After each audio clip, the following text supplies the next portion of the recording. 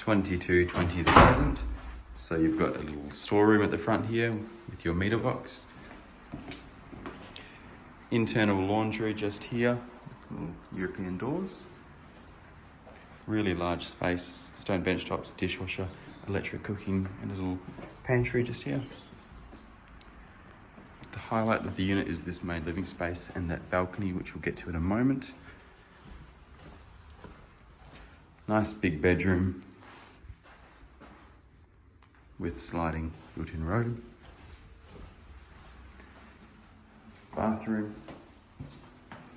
a large shower, modern vanity, renovated. Master bedroom over here, a double sink, large shower, and a full width mirror. Coming through to the master bedroom. Outlook over your private balcony. Lots of space here, ceiling fans as well.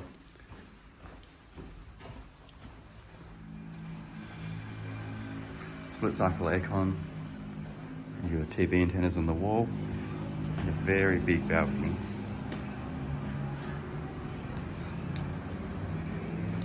With views over Midland here.